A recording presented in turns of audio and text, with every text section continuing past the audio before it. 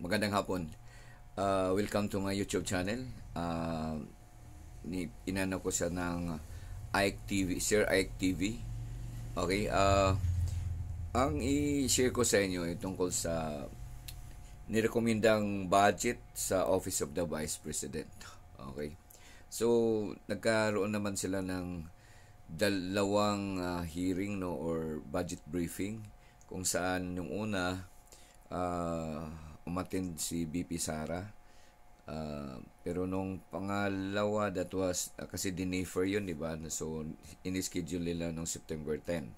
So, nung September 10, hindi sumipot o hindi sumipot si BP Sara at ni isang representative from the OBP wala, no? So, ang nangyari, ang present lang nandoon ay yung sa COA, tsaka yung ibang agency pa na may alam doon sa how was the budget of the BP nung nakaraang taon was being spent. So may mga tanong doon na hindi masagot ng mga ng COA, ng yung ibang mga officer ng sa DepEd kasi parang hinuhugot pa rin nila yung parang ibang mga di ma-explain no na yung 73 million na being disallowed ng COA. So dahil dyan sa hindi pagsipot ni BP o kaya ng representative man lang ng opisina ng Office of the Vice President nga. So from the budget nila na ni-request nila ng 2,037 million. So 2.037 billion. So kinat nito ng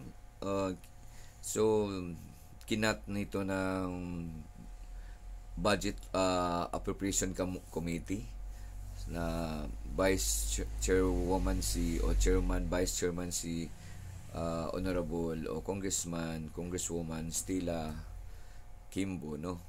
So, ang nagiging recommendation kasi i-approve pa naman ito ng i-present pa ito ng yung endorsed budget ng Committee on Appropriation idadalhin sa plenary. So, ng buong kongreso na ang mag-decide kung ano ang magiging final kasi recommendation lang naman ang committee. Okay, so ang out of 2.037 billion na ni-request ng Office of the Vice President, kinat ito. In-approve yung amount pero it will yung portion so 733 million ang directly na ibibigay sa Office of the Vice President. So pero yung 1.2 billion, 'di ba?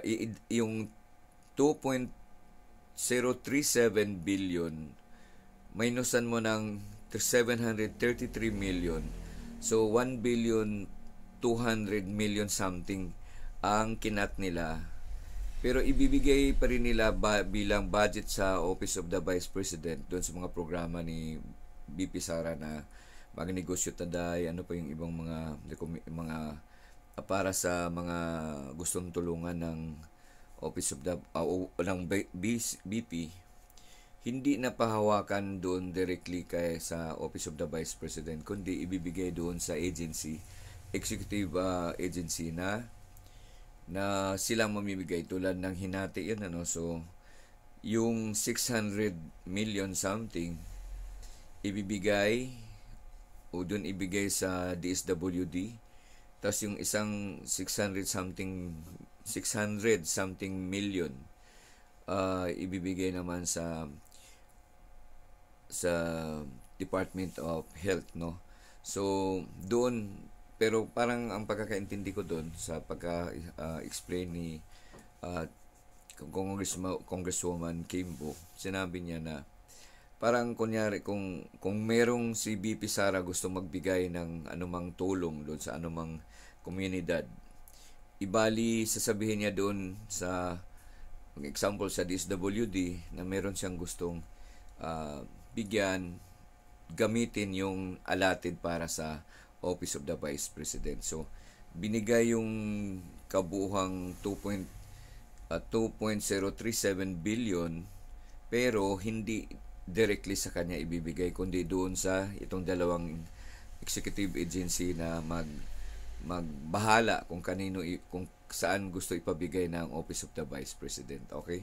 So, ang pagkakaintindi ko, no, ang bali directly lang na hawakan ng Office of the Vice President will be that 733 million pesos na hindi gaano rin na layo. So, parang nilagay lang nila dun sa level ng budget of the BP noong 2022 na may angat lang konti rin doon sa budget ng Vice President nung kapanahonan ni former BP Leni Robredo. Okay? So, tinanong si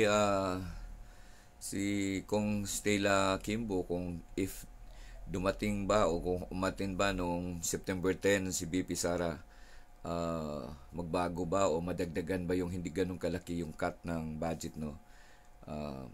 Sabi niya baka kasi siyempre mayroong mga ipaliwanag. So kung medyo masatisfy yung mga committee dito sa appropriation sa mga paliwanag ni BP Sara, baka hindi ganun kalaki ang cut ng pagbawas ng ni-request na budget. Malinaw ba yun? Malinaw, am I clear? So, ibig sabihin, 2 billion.037, binigay yun, bali yun yung request ng BP. Pero pagkakaiba lang, hindi directly na pahawakan ni BP yung budget para doon sa mga ibibigay sa kapwa. Kasi para daw redundant na bali ba, there is that DSWD entitled o yun talaga ang agency na para mamigay sa tulong na gawin din ni BP Sara na mamimigay. So doon na lang daw kasi mas expert, may mga tauhan ang DSWD na mamimigay sa ganong tulong. Pero in the name of the Vice President pa rin naman. Parang ganon ang nangyari. Okay? So,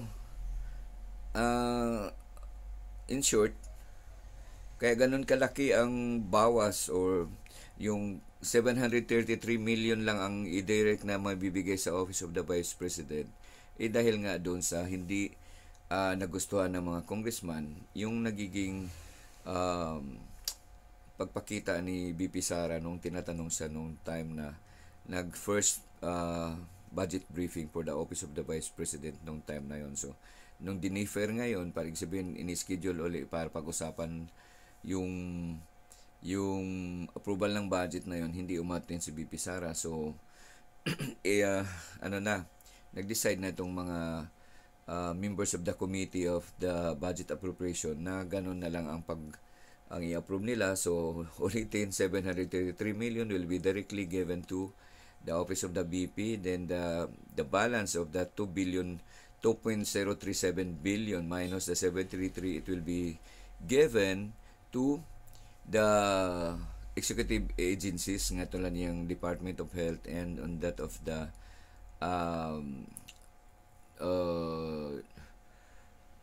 DSWD. So yun yung mga doon ibibigay yung dapat panghawakan ng Office of the Vice President. So ang directly given lang sa Office of the VP will be yung 733 million. Meron nagtanong kung yung bang libre sakay ay matigil na. So, ang sagot ni kung Stella Kimbo, it will all depend to the decision of the BP. Pero hindi naman daw, meron pa rin naman allotted para doon, pero depende na rin yan sa BP kung ituloy ba niya yon. Kasi mababa na yung binibigay because expected naman daw yung mga bus na yon nabibili na dati.